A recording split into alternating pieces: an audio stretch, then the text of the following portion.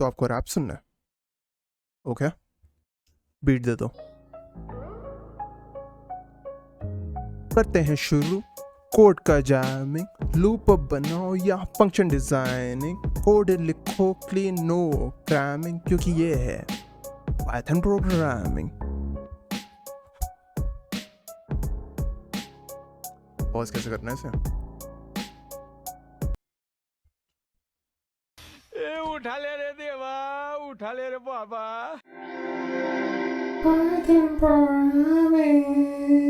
Hello and welcome to इस Python course की second video. तो आज की वीडियो में हम लोगों के ऊपर कमेंट पास करने वाले हैं।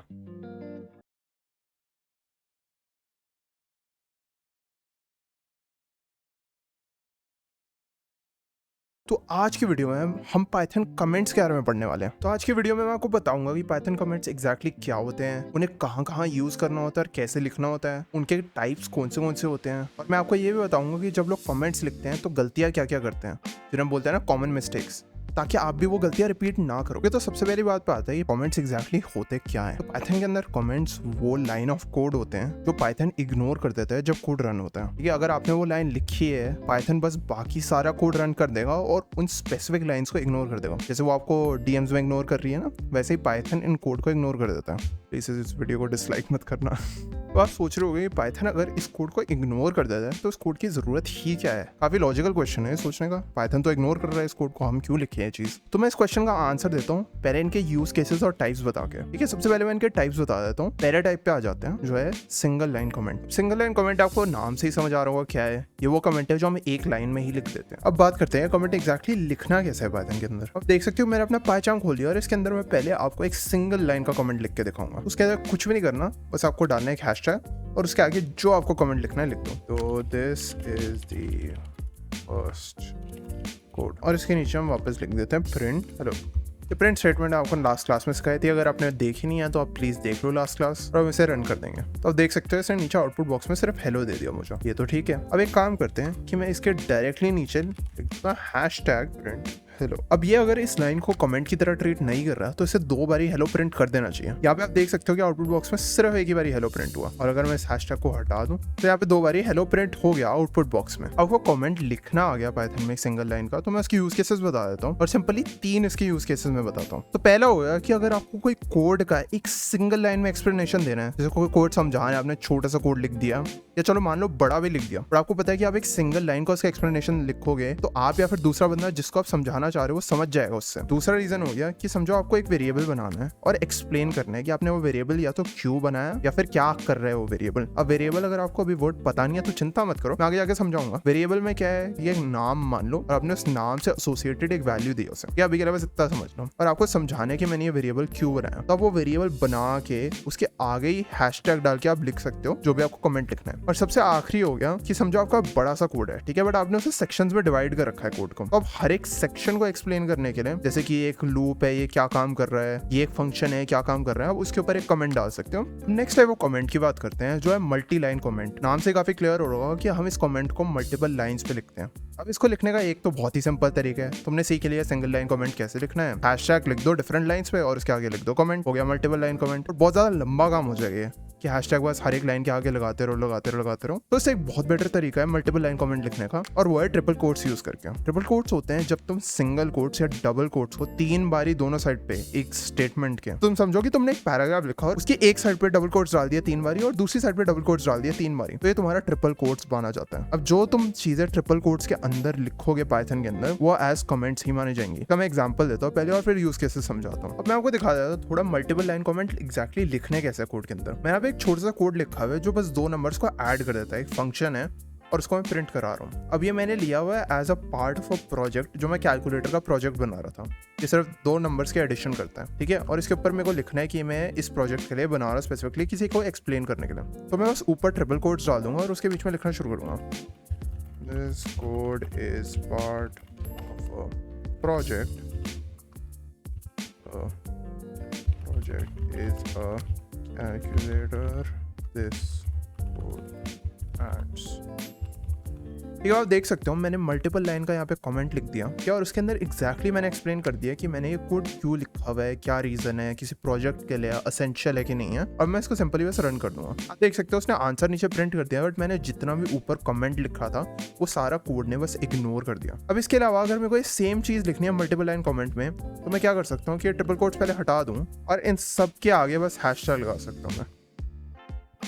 तुमने एग्जांपल देख ही लिया, काफी आसान है लिखना मल्टीपल लाइन कमेंट, है ना। पॉइंट ये आता है कि अब इसके यूज केसेस क्या है। तुम इतना सारा तो कमेंट लिख दोगे, उसका फायदा क्या होगा। अब मोस्ट केसेस में ये यूज होता है डॉक्यूमेंटेशन करने के लिए। डॉक्यूमेंटेशन का क्या मतलब हुआ कि तुमने समझो एक कोड लिखा, तुम्हारे को उस कोड को स्टार्टिंग में एक्सप्लेन करना है, तुमने इतना बड़ा कोड में क्या किया, तो तुम डॉक्यूमेंटेशन कर सकते हो। तुमने कोई प्रोजेक्ट बनाया मान लो स्कूल या कॉलेज के लिए, और तुम एकदम स्टार्टिंग में लिखना चाह रहे हो कि मैंने प्रोजेक्ट के अंदर ये चीजें की है, कोई नई चीज बनाई है, कोई बहुत बढ़िया चीज सीखी है, कुछ की है, तुम्हारे को टीचर को ये कन्वे करना है मैसेज, तुम उसके लिए एक बड़ा सा पैराग्राफ लिख सकते हो समझाने के लिए। ये सिर्फ टीचर के लिए नहीं, तुम्हारे लिए बाद में वैल्यूएबल होगा। कभी बार जब इंटरव्यू होते हैं तो पूछते हैं कि तुमने इस प्रोजेक्ट के अंदर एग्जैक्टली क्या किया था। उस कमेंट को देखकर प्रोजेक्ट का ओवरव्यू बता सकते हो कि हाँ मैंने ये किया था। फाइनली लास्ट टाइप का कमेंट सीख लेते हैं। अब यूजुअली लोग क्या करते हैं, इसको एक अलग टाइप ऑफ कमेंट नहीं मानते, बट मेरे ख्याल से ये एक अलग टाइप ऑफ कमेंट है, बिकॉज इसके यूज केसेस बहुत डिफरेंट है बाकी दोनों कमेंट से। अब मैं ये बता देता हूँ कि इस कमेंट का कोई अलग से नाम नहीं है। जैसे उसका था सिंगल लाइन कमेंट, इसका था मल्टीपल लाइन कमेंट, इसका कोई नाम नहीं है। बट अगर तुम कुछ बोलना चाहो इसे तो बोलो पोस्ट कोड कमेंट बोल सकते हो इसका। तो ये नाम से इतना क्लियर नहीं होगा। इस कमेंट का ये मतलब है कि तुमने समझो एक कोड लिख दिया, उसके अंदर बहुत सारे तुमने फंक्शंस डाल दिए, लूप्स डाल दिया, बहुत कुछ डाल दिया, अच्छा खासा लंबा कोड है, बट तुम्हारे को उसमें ट्रायल एंड एरर करना है। तुम्हारे को देखना है एक पार्ट, एक फंक्शन चल रहा है कि नहीं चल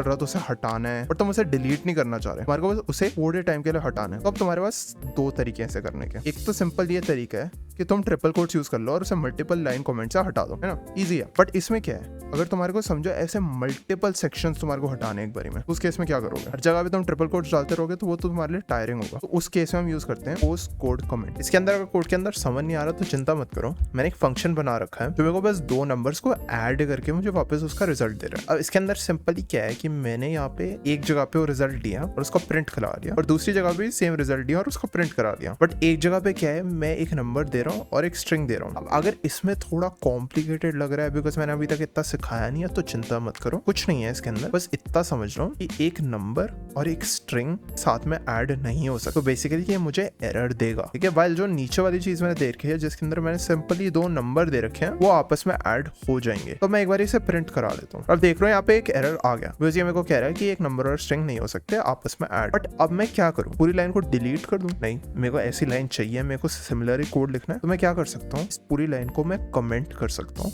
और पूरा कोड रन कर सकता हूँ बाकी। तो मैं बस इन दोनों लाइंस को सिलेक्ट कर लूंगा और प्रेस कर लूंगा कंट्रोल और फ्रंट स्लैश। अब देख सकते हो इसने मेरे लिए दोनों लाइंस को सीधा कमेंट कर दिया। मैं इसे रन कर सकता हूँ और मेरे को 15 आंसर दे देगा 5 और 10 को ऐड करके। और गाइस जब आप चाहते हो कि इसे आप कमेंट से हटा दो, जैसे वो आपको उस लाइन को यूज करना है या उसको चेंज करना है, अब उन्हें दोबारा सिलेक्ट कर सकते हैं, दोबारा कंट्रोल और फ्रंट स्लैश आप क्लिक करके उसे कमेंट से हटा सकते हो। फाइनली मैं बता देता हूँ कि लोग कमेंट्स लिखते हुए कॉमन मिस्टेक्स क्या क्या करते हैं। पहला तो आ गया over commenting and under commenting. इसका मतलब क्या हो गया कि आपने समझो एक बहुत बड़ा कोड लिखा बट उसके अंदर आपके सिर्फ 2 या 3 कमेंट है, इससे कमेंट का कोई मतलब बन नहीं रहा, कोड समझ नहीं आ रहा, उनका कोई फायदा होगा नहीं। अगर आपने समझो कि बहुत बड़ा कोड नहीं लिखा, छोटा सा कोड है, उसमें ही आपने 10-15 कमेंट भर दिए जिनकी कोई जरूरत है नहीं, आपके थोड़े बहुत कमेंट से ही काम चल जाएगा। दूसरी चीज ये आ जाती है कि लोग ऑब्वियस कमेंट्स डाल देते हैं। इसका मतलब क्या हुआ, आपने एक वेरिएबल बना दिया, उसके आगे लिख दिया कि मैंने एक वेरिएबल बनाया है, जिसका कोई पॉइंट नहीं है, समझ आ रहा है सबको। आपने एक प्रिंट स्टेटमेंट लिखी, उसके आगे लिख दिया ये प्रिंट स्टेटमेंट, प्रिंट करने के लिए एक सेंटेंस को। तो चीज किसी को देखकर समझ आ जाए ना कि आपने वो क्यों लिखा है कोड, उसके सामने कमेंट्स की या उसके ऊपर कमेंट्स की कोई जरूरत पड़ती नहीं है। और फाइनली एक चीज आ जाती है कि हमेशा जो है ना अपने कोड में वेरिएबल्स का नाम और फंक्शंस का नाम ढंग से लिखना होता है। लोग क्या करते हैं कि वो नाम ढंग से लिखने की जगह कमेंट्स पे ज्यादा रिलाई कर लेते हैं कि कमेंट्स एक्सप्लेन कर देंगे, ऐसे नहीं करना होता। हमेशा अपना कोड पहले क्लियर लिखना होता है और कमेंट्स बस उसको थोड़ा और इम्प्रूव करने के लिए होते हैं। तो गाइस आज के लिए बस इतना ही। होपफुली आप लोगों को मजे आ रहे हैं इस पूरे प्रोजेक्ट में। देखो मुझे तो पढ़ाने में बड़े मजे आ रहे हैं और मैं ऐसे ही पढ़ाता रहूंगा। और गाइस मजे आ रहे हैं, थोड़ा समझ आ रहा है तो प्लीज लाइक एंड सब्सक्राइब करो, सपोर्ट करो। और अगर क्रिटिसिज्म है प्लीज नीचे कमेंट करो, ठीक है। मैं ओपन हूँ, तुम कुछ भी बोल सकते हो, तुम लिख सकते हो यार नीचे वीडियो बेकार है, कुछ नया बना। और आज के लिए मैं होमवर्क कुछ नहीं दे रहा, बस मैं इतना बोलूंगा कि तुम जो भी कोड लिख रहे हो उसमें कमेंट जरूर यूज करो, बहुत जरूरी है। तुम जितना प्रैक्टिस करोगे उतनी अच्छी हैबिट बन जाएगी चीज। तो गाइस फिर मैं मिलता हूँ नेक्स्ट वीडियो में, बाय।